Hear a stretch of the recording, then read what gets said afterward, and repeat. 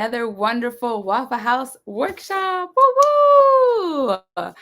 So, we just want to remind you that throughout the pandemic, Wafa House has remained open and continued to provide support when most agencies have shut their doors, providing aid such as food, diapers, housing, mediation, legal services, and bilingual self care, all at no cost to the community. We are one of the only agencies in the tri state area that provides culturally sensitive staff who offer a multitude of services to the Middle Eastern, Muslim, Arabic, and Turkish community. In a time where many undocumented community members are being turned away from support, Wafa House has welcomed them with open arms. Please join us for our 30 days of virtual events, streaming live via our social media platforms, and donate now at the link I'm going to put in the comments. Woot woot. Before we begin, please in the comments just kind of start posting what does domestic violence mean to you, what comes in mind when you hear these words. Before we begin, just kind of see where the audience is at before we begin. um, and now for today's topic, it will be Stop the Violence Inside the Structure of Abusive Relationship with therapist Alein Haddad-Perez, LCSW. You have a very impressive background, so please tell us a little bit about yourself before we begin. Sure. Thank you, Shahadat. I really appreciate you presenting me today. Hi, everybody. Welcome to my short presentation about just the structures of abusive relationships and how that looks like. I'll tell you very, very, very briefly about myself, my professional self. I am a trauma therapist, LCSW, that means a licensed clinical social worker. I work in private practice and I work with individuals with extensive trauma background, particularly with adult survivors of childhood abuse, childhood neglect, childhood sexual abuse, or survivors of domestic violence as well. So a lot of my clients have that background. Um, a little bit before me becoming a therapist, I was in the international relief field, which means I was one of those who are going to these conflict driven areas and try to bring peace to the world. That did not work out so well for me. So I'm here trying to make small differences in individual lives. So that's who I am as a professional. And I look forward to bring some of my knowledge and then my experiences into this platform today. Perfect. So, Thank you. So we have a little presentation. So I'm going to hide and then I will hide you so you can do your thing. thank you. I appreciate it. Just let me know when we're ready. Here we go. We're ready. So you're not going to be seeing me, and I acknowledge and I recognize that there's quite a bit of presentations about this topic, and I know some of the things might have been redundant from past month, but it's okay. That's just a repetition, which means it will settle and sit in everybody's minds a little bit better when they hear it for the second or third time round. So again, the topic is stop the violence inside the structures of abusive relationships. We're really going to try to understand how do abusive relationships actually look like on an intimate level. And some of them are present and evident in our life. Sometimes they're hidden and they're not really so clear. So I'm hoping that with the agenda of today that we'll be able to present or represent some of the not so clear pieces of abusive relationships or the abuse in relationships. So I don't know, Shahada, if there's anybody had commented in the chat form. If not, we'll move forward and I'll just keep going in the presentation. Yeah, so they're still joining us. So I'll Right, let so you know when they sure. pop So I'm in. just going to go ahead. So there's a lot of myths in some way in terms of what is domestic violence, right? So I've across the board in my past, when I came across individuals, there's a lot of misconceptions in terms of people's understanding or the mainstream understanding of domestic violence. Some of the things that I have come across where individuals think, okay, domestic violence is only physical. It's just when the man or when another person hits another person or causes bruises on their face or break their arm. Another one would be domestic violence only happens in poor families. Oh, we're rich, or we are in good standing, or we're educated family. That doesn't happen in our community. Well, let me tell you something. Domestic violence is not just physical, it's emotional, it's verbal, it's financial, it's psychological, it's sexual, it's cultural in some ways too. And it doesn't only happen in poor communities, it happens across all levels and across all sectors of society. White, black, short, tall, yellow, green, rich, poor, it does not matter. It happens across all aspects and all sectors of society from all backgrounds, religious or ethnic, it does not matter. Another misconception that a lot of times I came across is domestic violence is only a momentary loss of temper, meaning, oh, he just got so mad and and he just didn't know how to manage his anger for this one split second, but that's nothing. Well, it's not really just one incident, right? It is an ongoing, oftentimes an ongoing behavior that is there to enforce control through fear and intimidation. It's just the opposite. It's the abuser making a decision to actually inflict that anger on the person and inflict that power and control. So that's really important to know that difference, that it's not necessarily just a loss of temper, loss of anger.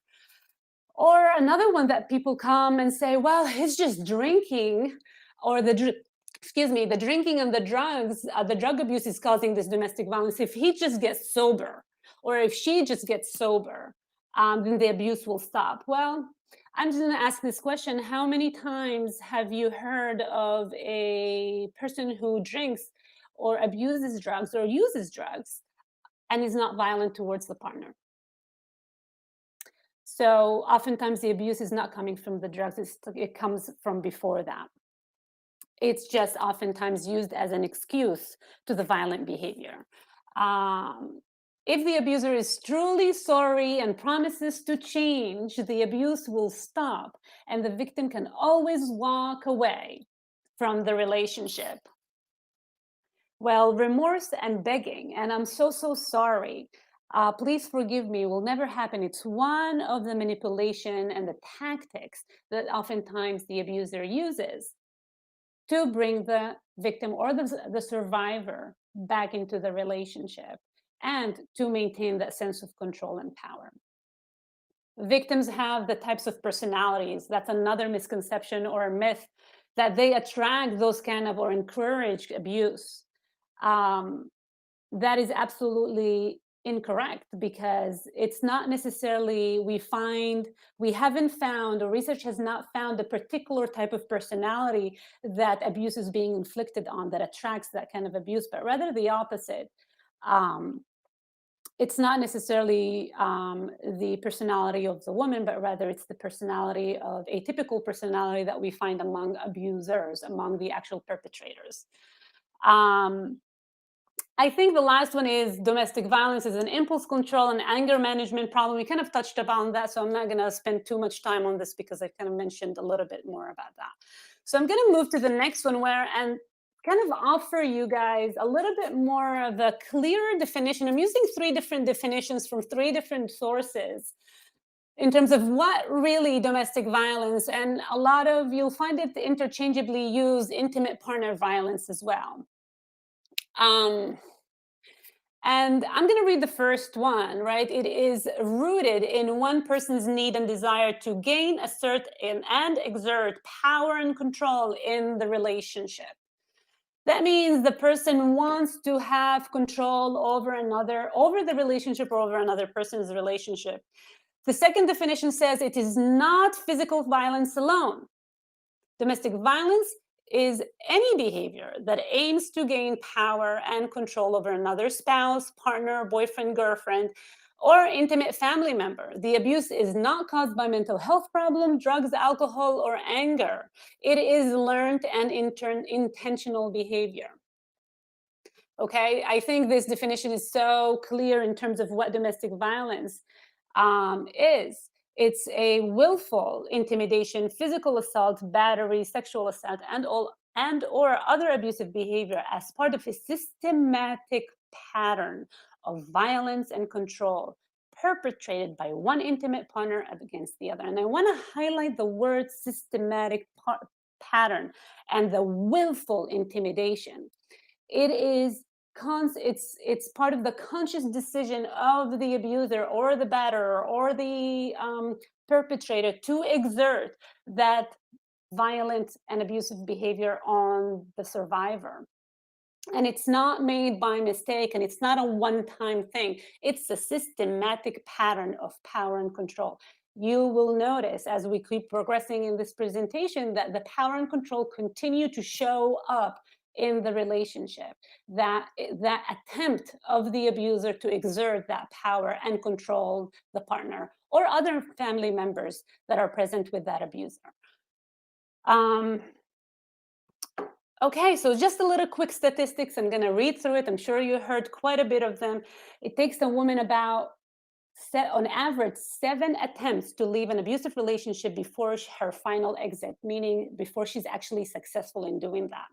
1 in 3 women and 1 in 4 men experience rape, physical violence, and or stalking by an intimate partner. Let's take that. That's a lot. That's 1 in 3. That's 30%. Or 20 or 25%, right? Intimate partner violence accounts for 15% of violent crimes. Out of all the violent crimes that we have on record, 15% of them involve some sort of an intimate partner violence. That's a lot. That's a big percentage right there. Intimate partner violence alone affects more than 12 million people every year. 72% of murder-suicide involve an intimate partner. 94% of those victims are women. 94% of those victims are women. The presence of a gun in a domestic violence situation increases the risk of a homicide by 500%. Just to understand the magnitude of the violence that can and is and has been inflicted on individuals as part of this unhealthy structures of relational dynamic. So I know we're switching really quickly into the different types of abuse. And like I've mentioned in the definitions, there are multiple kinds of domestic violence or abuse. It's not just physical. So I'm going to quickly go into the physical because I think the physical is the most obvious one. It's like I like to call it is the Hollywood version of, the Hollywood version is kind of a combination of many different obvious pieces of abuse. So the physical abuse is the one that we oftentimes are very familiar with, is the infliction of physical pain on another person to exert power and control. This includes punching and hitting and slapping and kicking, strangling and physically restraining a partner against their will. It also, so let me just pause here for a second. So it's not just to hit the person, right? It's not just to punch the person or maybe hold them by the wrist and cause a bruise around the wrist. It's also in some way also punching the wall. It's a physical abuse. It's showing, right? You're showing the survivor or the victim that you're capable of that action, that you're capable of punching. And that of itself inflicts fear and intimidation. And that is considered as physical abuse. A partner wanting to leave the room because maybe the conversation is escalated and way too intense for them. And it just, you know what, I just want to go away for just a little bit to calm the spirits down. And you are standing right in front of them, telling them, no, we got to figure this out right now, and blocking them from leaving the space. That is physical abuse. Okay, that is considered as physical abuse. It can also include driving recklessly, invading someone's physical space, or on any other way of making someone physically unsafe, like the punching in the wall, right? Like slamming the doors. And imagine being in a car and the person driving so fast and feeling unsafe, and the person is doing that just to make you feel unsafe. Remember, abuse is not just, oh, I wasn't aware of this, but rather systematic, um, willful way of inflicting power and control over somebody. Let's move a little bit to the more not so clear, not so evident, like visually evident pieces of domestic violence and abuse. So there's the emotional piece. There's the emotional piece and verbal piece of abuse, which is anything that the abuser says or does to the survivor that causes her to be afraid. I'm using the pronoun her just to simplify things. I want to kind of a side note that domestic or abuse can be inflicted on anybody, female or male. There's no necessarily a gender specific piece, right? But it is seen more that women are being victimized by this kind of dynamic. So again, it is the abuser says or does to the survivor, right, that causes her to be afraid, have lower self-esteem, or manipulates and controls the survivor's feelings and behavior. It follows a pattern, and it happens over and over and over and over and over again.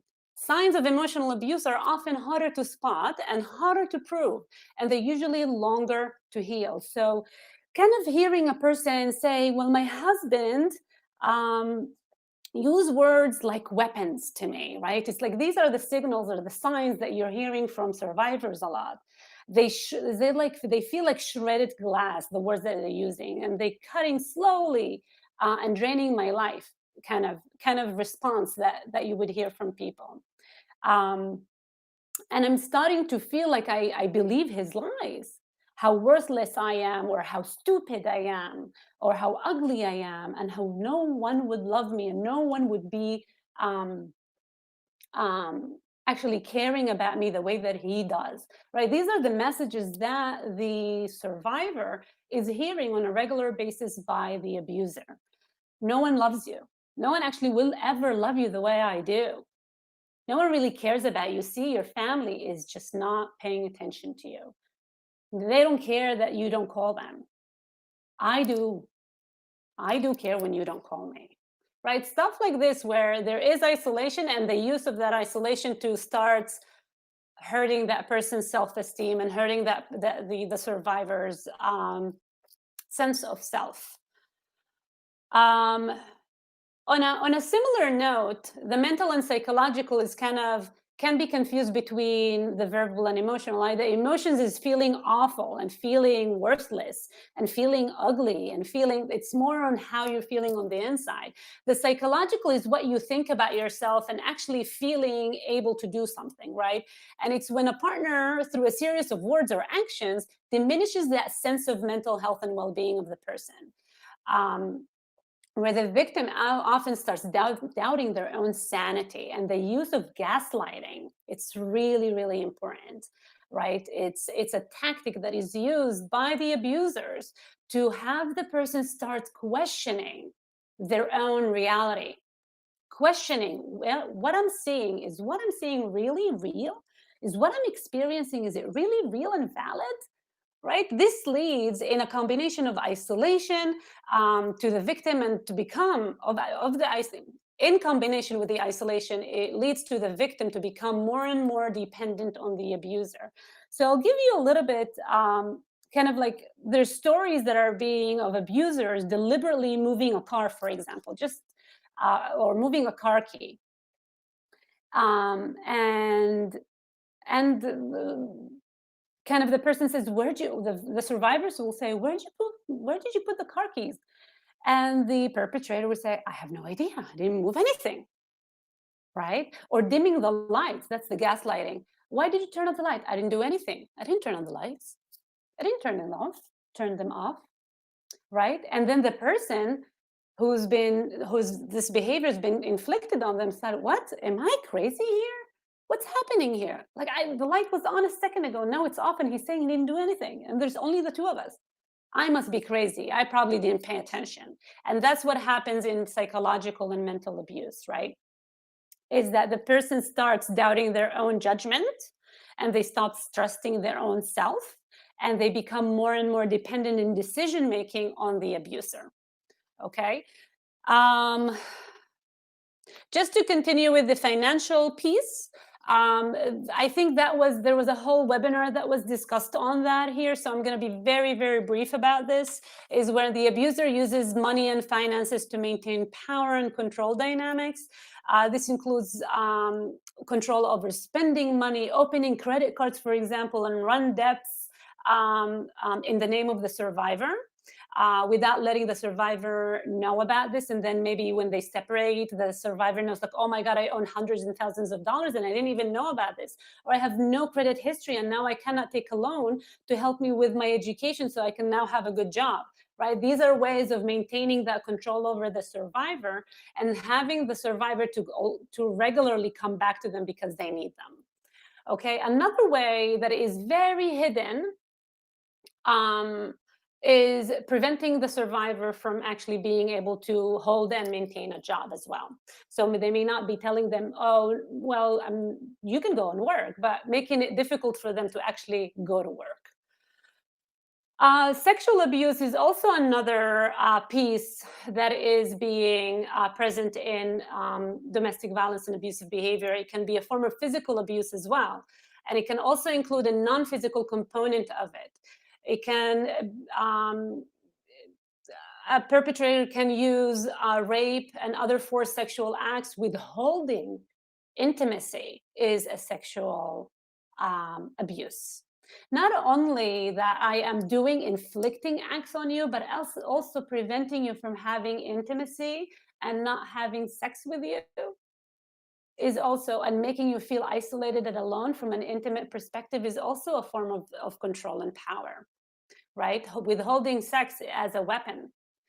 Berating and criticizing a survivor during or after a sexual engagement of, you were too this, or you were too that, or you weren't sexy enough, right? These kind of statements would get under the skin of the survivor and really starts questioning themselves as a partner in the sexual engagement and relationship.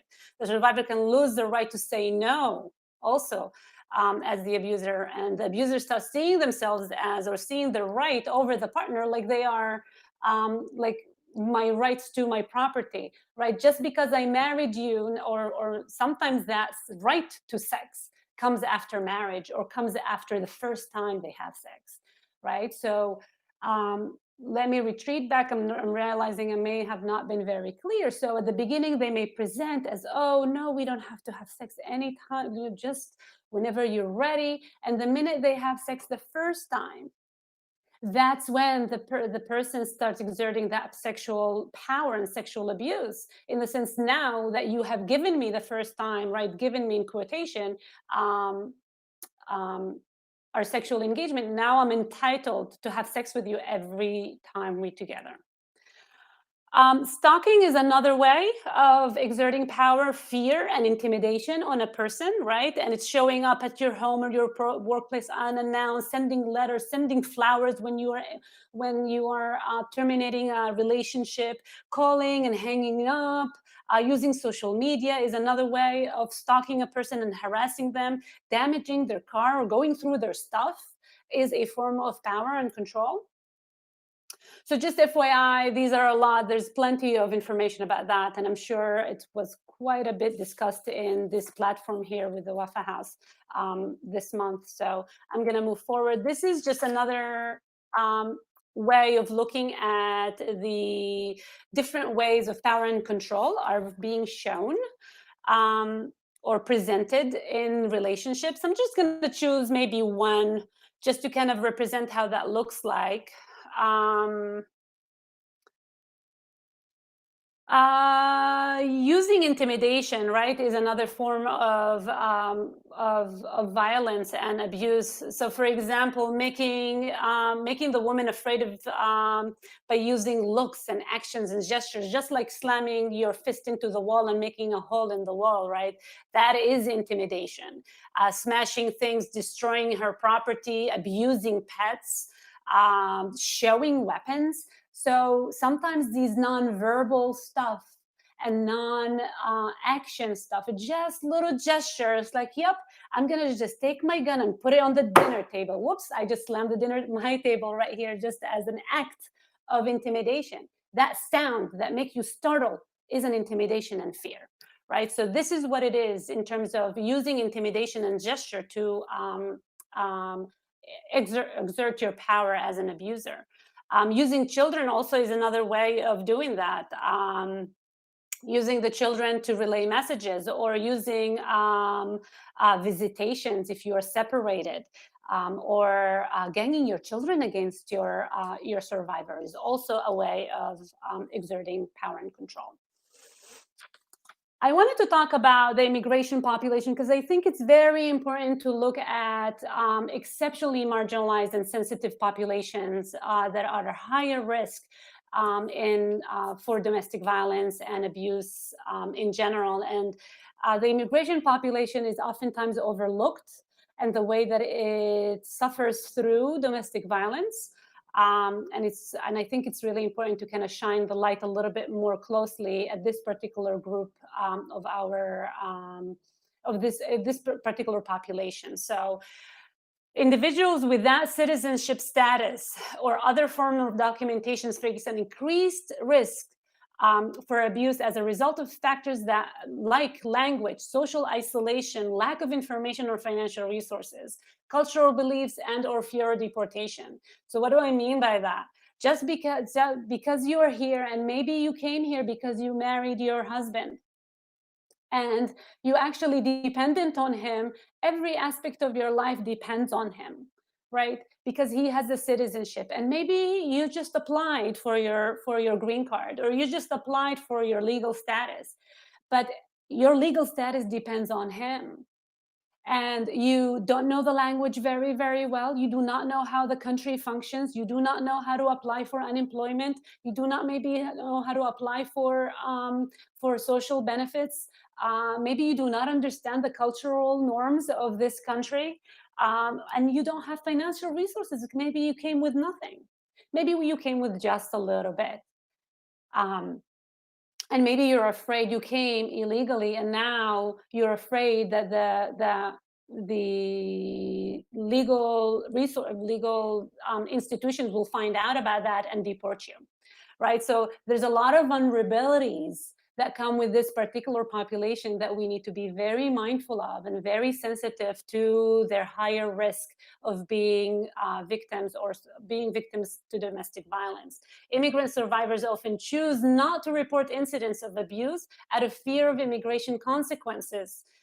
Immigration status may interfere with their ability to access support to services as well. So like I just mentioned, calling the police when he beats me up so hard and I cannot stop the bleeding right now, and I need to call 911, but I'm afraid that if I call 911, the police will find out, and then they will inform ICE, and if ICE knows, they're going to take me away from my kids and they're going to deport me, and I don't know what's going to happen to my kids. That's a serious consideration. That is, I'm going to put up with this. I'm going to stay in this relationship. I'm going to take the beating because I cannot bear the idea of what's going to happen to me if I get help. Okay. That is the vulnerability of this particular population, where there's a lot of barriers that come in their way to seek help and actually exit a relationship that is abusive. So like I said, abuse can look in different ways for immigrants, and immigration status often used as a tactic for abuse and may appear in some or any of these forms, right? Isolation, preventing the survivor or the victim from learning English or communicating with friends and families, moving to places where transportation is not available for the victims, okay, keeping them physically or maybe emotionally and socially isolated. threats, threatening for deportation or withdrawal or the petition of the legal status.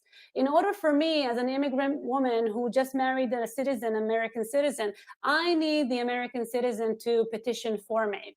I need the American citizen to petition for me to get a legal status here. And he has the power, and I'm using power because that's all about abusive, right? Power and control to withdraw that petition. So if I don't do what he wants me to do, he threatens, he intimidates me that he's going to take that away from me, right? Intimidation is destroying the legal documents or papers or hiding them. Also, taking passports. I've had a case where actually the passport was taken away from my client, and we had to figure out a way how to bring it back and how to get it back. Eventually we were able to, but that was another form of using her immigration status to be able to continue exerting that control over her. Manipulation is saying false things about the immigration status, or also saying, well, I will do it tomorrow, or I already done it, and that was never done. I've already spoken and you cannot do it. That was never spoken to the lawyer, right? Economic abuse is also withholding documentation that would allow the victim or the survivor to actually work or report to employers regarding immigration status. So taking that documentation away from the person, or using children, threatening to hurt the children and send them away if the police is gonna be contacted, right? Like I mentioned, that the police will inform ICE and ICE will take my kids away and I'm gonna leave the country and get deported. These are legitimate concerns and fears of survivors with being part of this marginalized group. So that's really important that we know that and we are aware of that. The cycle of abuse, I think there was a whole presentation about the cycle of abuse, and for the sake of time, I want to be mindful and just mentioned that there's tension building, there's the incident, right? Or everything begins with the honeymoon and the beauty of things. And there's tension building that starts bubbling up. And I think the whole webinar kind of talks about how that looks like, where the victim starts feeling fearful and feels that there are certain things that are wrong with them and they need to work harder to make the abuser happier and more happy with them, right? And then there's the explosion, which is the incident itself, which is the beating or you are so stupid, right? It doesn't begin straight from, oh, I love you, you're so amazing, into, Pam, I'm gonna beat you up. Things build up first, meaning maybe the cycle of abuse would start more verbally first or more psychologically first, and then move into sexual or move into financial. And then maybe it will be physical. Maybe it will never be physical. Maybe this abuser doesn't use the physical abuse tactic. And after that, there's, I'm so sorry, I forgive you, I will never do this again. That was just, I have no idea what just happened to me. That's not me.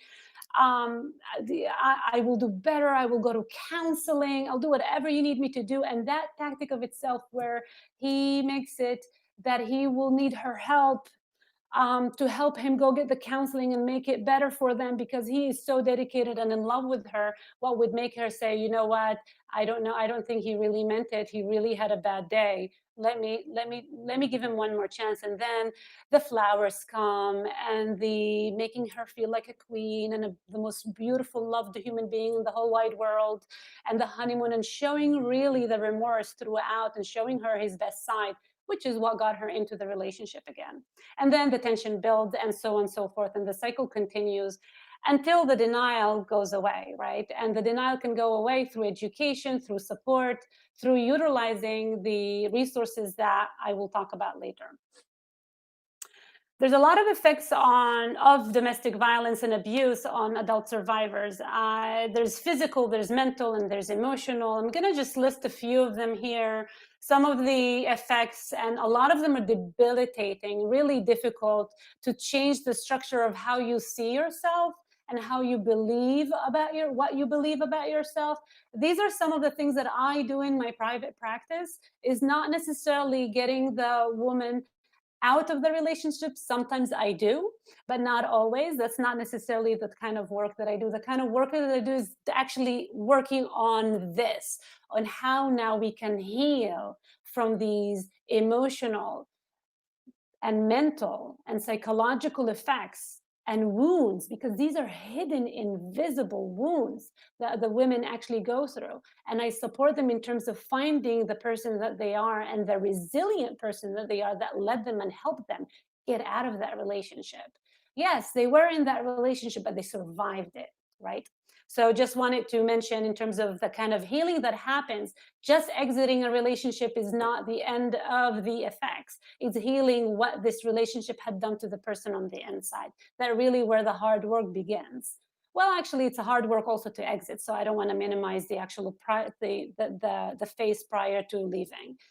It's hard work beginning. It's hard work before, during, after. It's really it takes a lot of mental energy to be a survivor in these such dynamics. So some of the physical effects you'll see, of course, from physical abuse, there are the injuries, the bruises, broken bones, shortness of breath. You'll find that, but that's more connected to psychological, right? And increased sense of anxiety or increased sense of depression. Chronic fatigue, it's usually connected to depression. Muscle tension, right? Connected to that psychological piece of always being on alert and walking on eggshells in the relationship. Involuntary shaking, that's your nervous system being like, oh my God, I'm so scared. I'm so scared he's about to beat me up, or he's about to really show all his volatile anger, and I get frozen, and I'm scared when that happens. There's sexual dysfunction, which is really, you might have been really injured sexually during this interaction with the abuser, if sexual abuse was persistent or present in the relationship. There's the mental piece, which is symptoms of PTSD, which I will not go into depth with that. There are flashbacks and nightmares. These are manifestations of the trauma that comes with being part of an abusive relationship. Severe anxiety, fear, and worry and depression, low self-esteem, and questioning who you are, or questioning who have you become, because you were a completely different person before this relationship. In extreme cases of depression, you'll find suicidal thoughts or suicidal attempts, drug use to kind of self-soothe and self-medicate with drugs and alcohol, and sense of codependency, right? That I cannot do without him. I need him in a very unhealthy way. There's a difference between codependency and interdependence. There's the emotional piece during, that you will see it a lot during and after the relationship, is the sense of hopelessness and helplessness and feeling unworthy and unloved, unable to trust other relationships, or feeling unmotivated, or even doubting your spiritual faith. Like if God really loves everybody, right, or any God, whatever the faith is that the person holds, why did this happen to me? Right? That doesn't make any sense. So there's a lot of questioning that happened with the emotional component and the psychological and mental component, or effects of abuse. There's also effects on children. I'm not going to go very, very deep into that. I believe I will be providing some sort of workshop on this at some point in the near future. So children who witness abuse and violence are equally suffering from similar consequences as if they were actually that abuse and physical abuse was inflicted on them, right? Studies show and indicate that children from violent homes who witness abuse of their mothers at the hands of their fathers experience mental health issues similar in intensity and magnitude to those experienced physically battered children. Similar research show that children who both witness their fathers abusing their mothers are themselves being battered suffer from most profound behavioral and emotional distress. Some of these that you would find are post-traumatic stress disorder symptoms, such as bedwetting for children, right? It's not the same as adults. Maybe they're not witnessing nightmares, but they do actually, but maybe they are witnessing bedwetting. at an age that it's not appropriate, that it's not developmentally appropriate, right? So if we're talking about age 5, 6, 7, 8, and the child is still bedwetting, then that's your alarm, that's your red flag there, that something might be wrong with my child, and I don't know what it is, and it's worth exploring. Greater risk then there appears to have allergies and asthma and gastrointestinal problems and headaches and flu. Like your immune system is going to start suffering as a child in consequence of such prolonged exposure to trauma in such a young age. There's a lot of studies that are showing connection between physiological symptoms, actual illnesses, and trauma. One of them is the ACE study, which is the ACE, which is the Adverse Childhood Experiences Study. And it's a fascinating study to explore about the adverse experiences of childhood trauma. Other stuff that you would see in children is becoming violent themselves in school or in home, trying to attempt suicide, self-harming, hurting themselves to regulate their feelings and really manage that intensity of their feelings when they are in distress and witnessing all that violence at home. They develop anxiety and depression. Maybe their school refusal, develop eating disorder and poor social skills. All these are symptoms that you would find in children who are witnessing domestic violence, if not part of that victimization as well. Okay, so COVID has been having an impact on victims. There's mixed messages and not mixed messages, mixed data in terms of the impact of COVID. So I want to be mindful of also leaving some room for understanding how domestic violence is being impacted by the current pandemic. But it's really important that the National Domestic Violence Hotline reports that there's a growing number of callers that state that their abusers are using COVID-19 as a means to further their isolation from their friends and family, right? Where they're telling them, well, I don't want you to go out anymore because you're going to contract the virus, or you're going to bring it to me, or you're going to bring it to your family. No, you got to stay home with me, right? And that's where the isolation increases. COVID-19 makes it more difficult for survivors to seek help or go to hospitals because they're oversaturated with cases, right? And they cannot get help and support for their injuries, preventing survivors from leaving their home out of concern of spreading the virus, like I just mentioned before. There were also reports of threats to throw the victims out to the streets so they can get sick, or social services that assist survivors and children are actually suffering from budget strains or budget cuts during the pandemic. These are really important issues that we need to understand in terms of the support that survivors can use and utilize that maybe were present before and no longer present to them.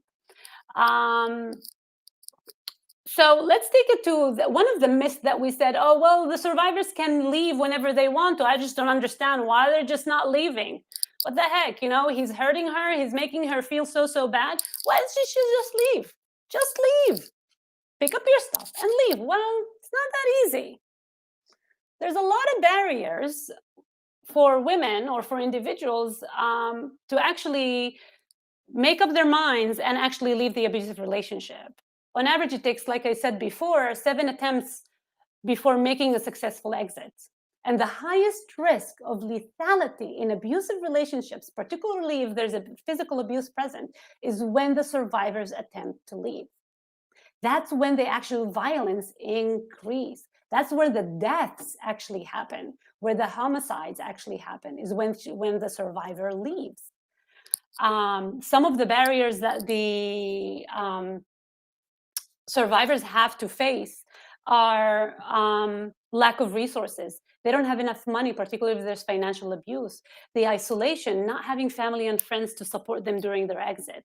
Childcare, lack of money, lack of work, lack of support, needing to work, but you have children, who's going to take care of your children, particularly if you are isolated. Lack of housing and life skills because you were so dependent on your partner for such a long period of time. Now you don't even know how to file for taxes, or maybe you don't even know how to open a bank account or get a phone, right? These are really important life skills that they may not exist or they may not be possessed by the survivor, particularly if the survivor is an immigrant, particularly. right? That's where it makes them even more vulnerable and more at risk and have more barriers to actually leaving the abusive relationship. Family responsibility and culture, these are really important, right? Certain beliefs that you may have or the survivor might have, and they hold around the concept of family.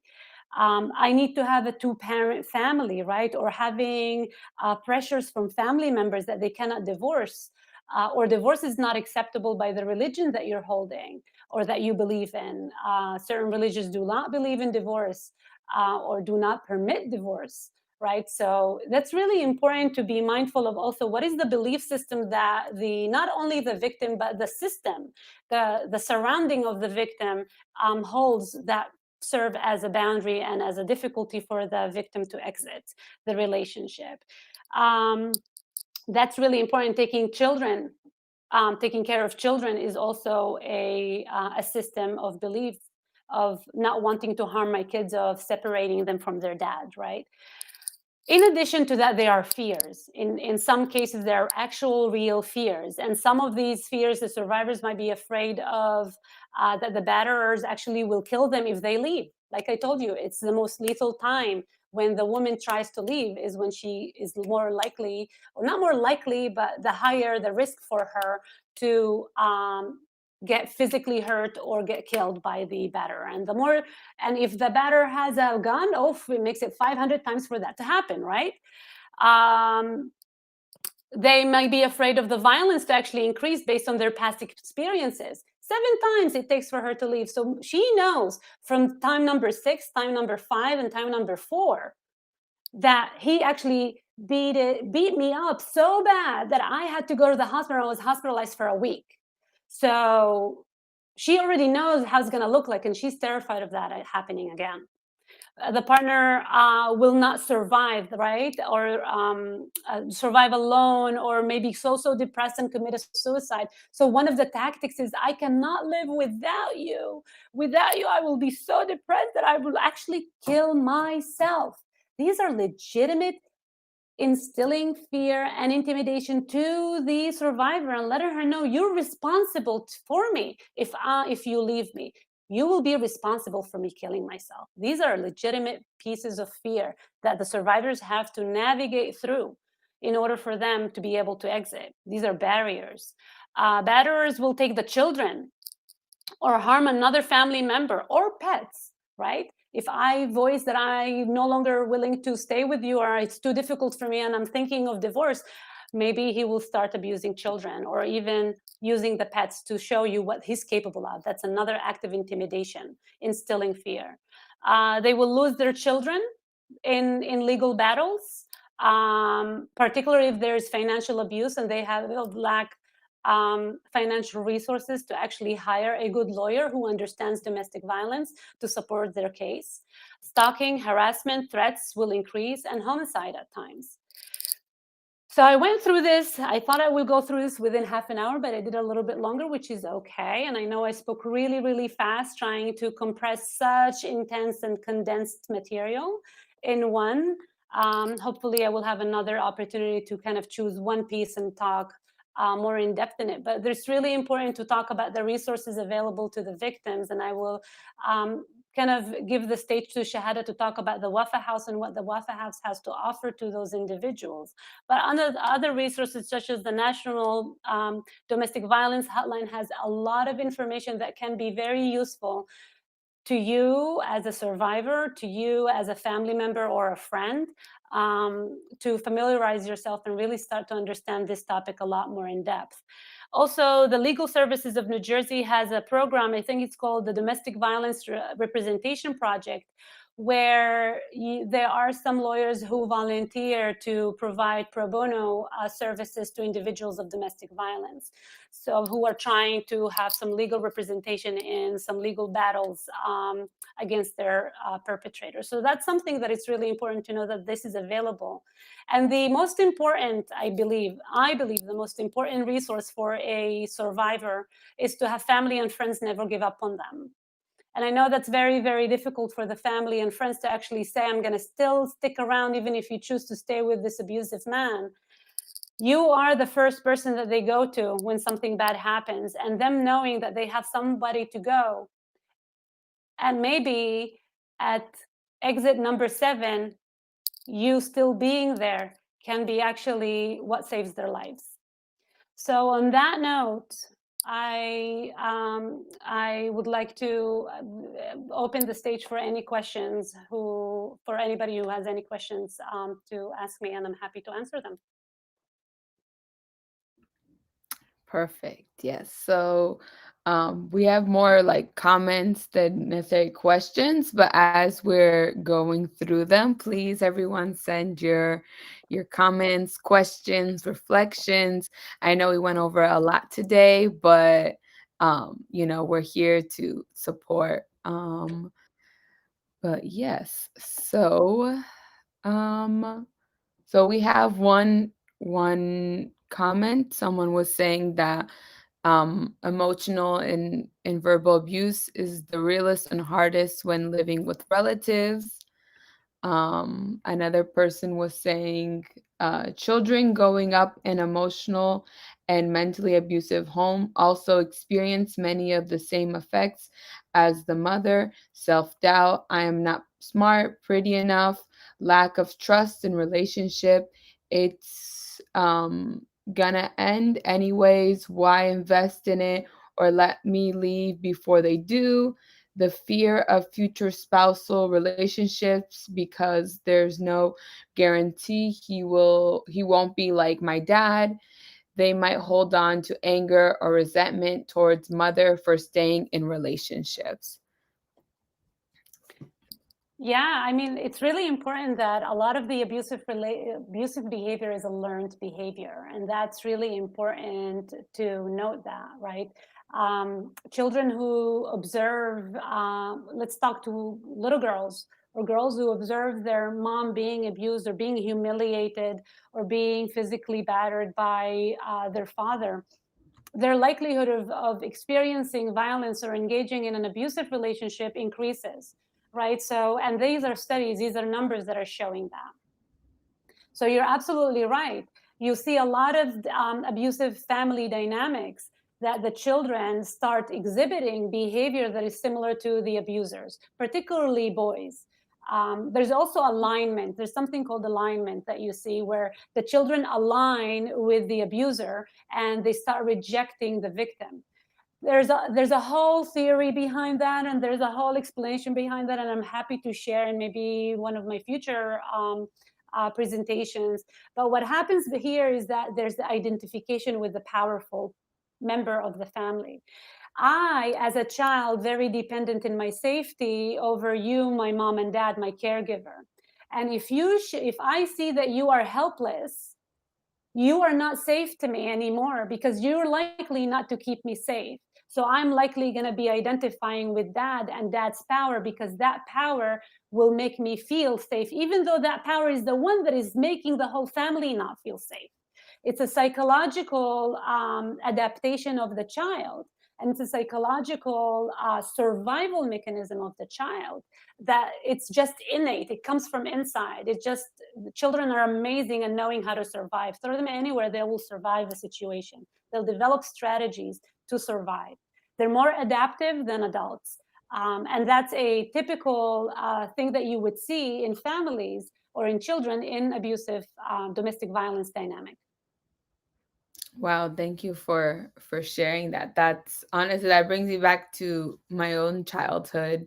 Like my dad wasn't necessarily like physically abusive with my mom, but it was a lot of, verbal, emotional things like that. And my parents had 6 kids, and out of all of us, we all reacted very differently. But like from what you're saying now, I'm like, oh, okay, this is how one sibling reacted, this is how another, and it's coming back to me as you're speaking. So thank Absolutely. Something called an internal model, and the children see what's outside, and apply it on them, and they start using that modeling piece into their own behavioral. Right? We don't exhibit behavior just because we're not abusive in nature, right? There's an aggressive aspect in the humankind, just because it's a survival strategy for threat and fear.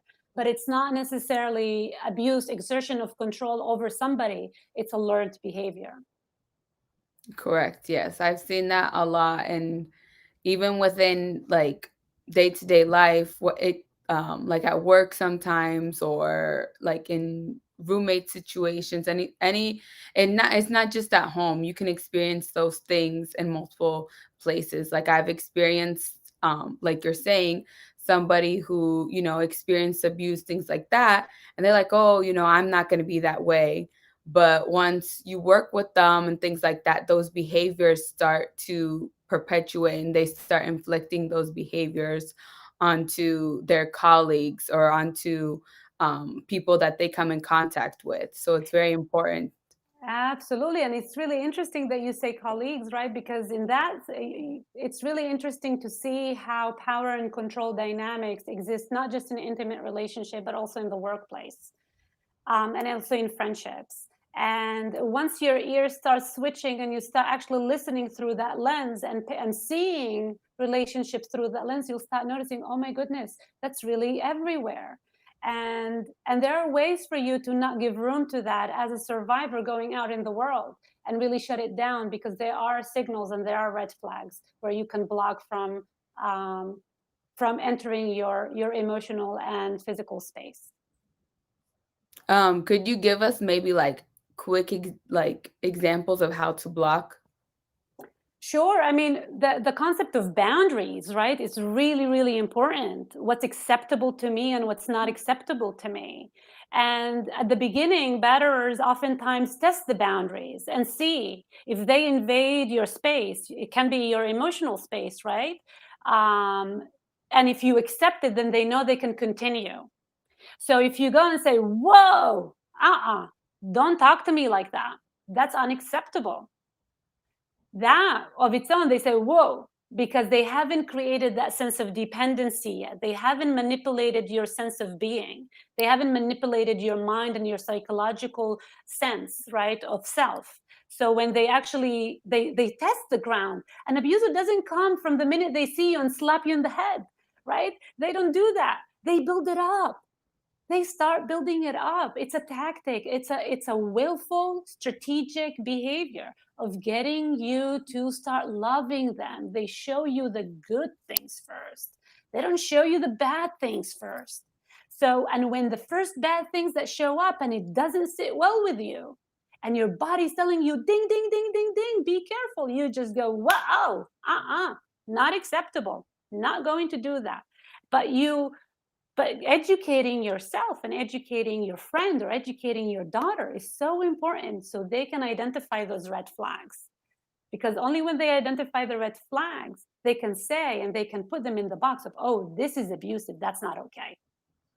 And that's how they can block it. And abusers, if they cannot continue with testing your boundaries and putting themselves over your boundaries, or violating your boundaries, they will not continue. Wow. Wow.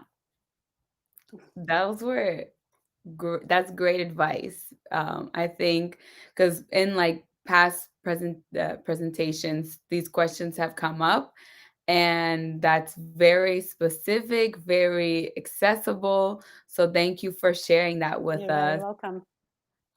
To respect your time, we have one more comment. Do you want to read it or end the thing? It's up Go to you. ahead. No problem. Okay. Go ahead. This is the platform for Um, that.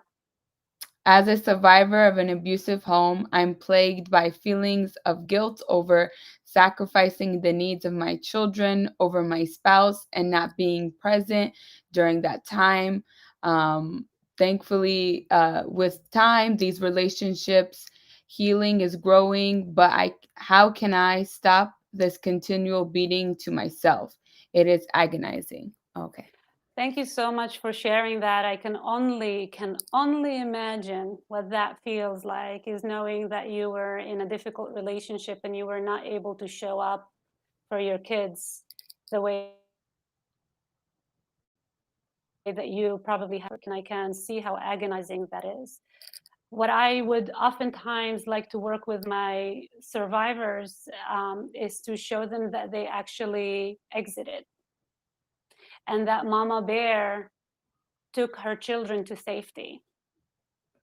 And holding on to that and working through that, and I would suggest and recommend seeking support, mental health support, and going to a psychologist that has background in domestic violence. And I'm sure you guys at the Wafa House have plenty of resources of that.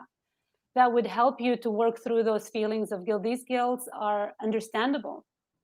They make complete sense to me, because you want to protect your children, and you wanted and you were unable to because you had to survive. And you survived it, and you took them to safety. And guess what? Maybe I'll offer a little bit of hope. Relationships are so healable, and it's so amazing that this particular person just said, yes, I am able to salvage those relationships. Yes, that's the best part about it. There is ability to repair, especially with your children. And the fact that they're still children, you now can offer them what healthy relationships look like. Hold on to that. Hold on to that, because that's what will fuel them to be able to see in the future, where they become grown-ups and adults, how to navigate healthy relationships, because you model that now. You can't take the past, but you can learn from it. So that's thank you for sharing and for offering your vulnerability in this space for whoever that shared. Thank you. Thank you. I very appreciate that for sure. I have like a little watch party on my phone, so I'm getting comments on there as well. Um, but yeah, thank you. And like you were saying, you're mentioning about Wafa House. So Wafa House provides a multitude of services, but I think the main thing that Waffle House provides is that they're just somebody that will hear you and either provide you a service that you need or direct you where you need to go. So, like a middleman. So maybe there's something specific that you need, a specific lawyer or a specific housing situation. If they don't have on premises, they can provide you and to the right service. And then because the staff is culturally sensitive, there's bilingual services. They know, and they have those connections. They have the education to direct you where you need to go. So it's very important that, one, we find that connection with like our family having that support system. And then Waffle House is kind of that next step where, hey, like, we're here for you, we're here to support you, here are our services, and or here's where you need to go to help heal you, help you flourish, help you, repair and thrive in your life. So I'm gonna drop the link to donate. Toot toot. When we support these agencies that are doing this kind of work, you're providing somebody with an educational opportunity to better their life. You're providing housing services for somebody either escaping an abusive situation. um, And you so might be also, sorry to interrupt, you're actually oh, saving a life. You exactly. can be actually saving a life at times.